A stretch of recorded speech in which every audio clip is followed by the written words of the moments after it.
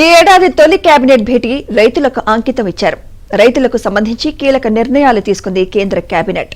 ప్రధానమంత్రి ఫసల్ బీమా యోజనను 69,515 కోట్ల రూపాయలకు పెంచారు. ఫండ్ ఫర్ ఇన్నోవేషన్ అండ్ టెక్నాలజీకి 800 కోట్ల రూపాయలు కేటాయించారు.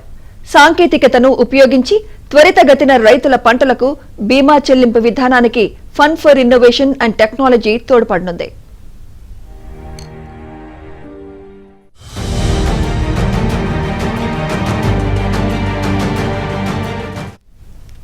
ఇదే అంశంపై మరింత సమాచారం మా ప్రతినిధి సతీష్ అందిస్తారు. సతీష్,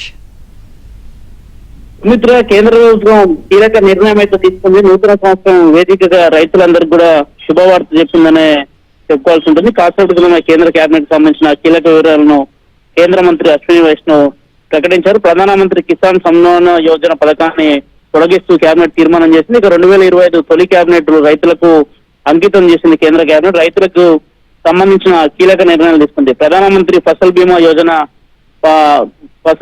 యోజనని 69,515 కోట్లకు పెంచుతూ కేంద్ర ప్రభుత్వం కేంద్ర కేబినెట్ లో నిర్ణయం తీసుకుంది. ఇక ఫండ్ ఫర్ ఇన్నోవేషన్ అండ్ టెక్నాలజీకి సంబంధించి 800 కోట్ల కేటాయింపు జరిగింది. ఇక సాంకేతికతను ఉపయోగించుకుని త్వరితగతిన రైతుల పంటలకు పంట బీమా చెల్లింపు విధానానికి తోడ్పడనున్న fund for innovation and technology Pradhan Mantri Fasal బీమా యోజన కింద లబ్ధి పొందుతూ 4 కోట్ల మంది రైతులు ఉన్నారు. ఇక 1,350 రూపాయలకు 50 కిలోల డిఏపి బస్తాను కూడా కేంద్ర కేబినెట్ లో తీర్మానం చేసుకున్నారు. ఇక డిఏపి ఎరువులపై అదనపు భారం కేంద్రం భరించాలని కూడా తాజాగా ఒక నిర్ణయం తీసుకుంది. డిఏపి ఎరువుల సబ్సిడీకి అదనంగా 3,850 కోట్లను కూడా కేంద్ర కేబినెట్ కేటాయించడం జరిగింది. 2014-24 వరకు ఎరువుల సబ్సిడీకి 11.9 లక్షల కోట్లు కేంద్ర ప్రభుత్వం ఖర్చు చేసింది. ఇక 2024లో మూడోసారి కేంద్రంలో మోడీ ప్రభుత్వం అధికారానికి వచ్చిన తర్వాత 6 లక్షల కోట్లతో 23 కీలక నిర్ణయాలను రైతుల కోసం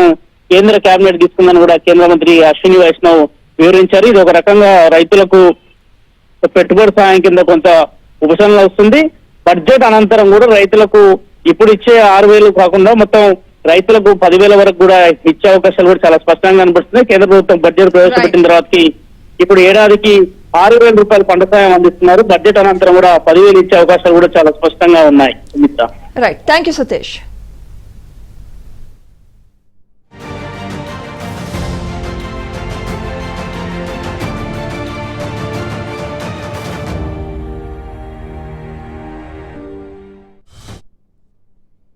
A scheme which has really made a big difference in farmers' lives, उसका एनहांसमेंट, उसके एलोकेशन को एनहांस किया गया, 69,515 करोड़ किया गया.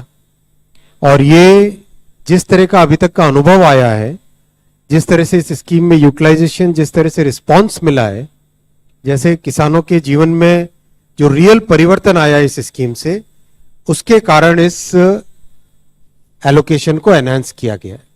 साथ ही साथ एक 800 करोड़ रुपीस का फंड क्रिएट किया गया है, जो कि fund for innovation and technology basically किसानों के संबंधित मामलों में टेक्नोलॉजी का उपयोग करके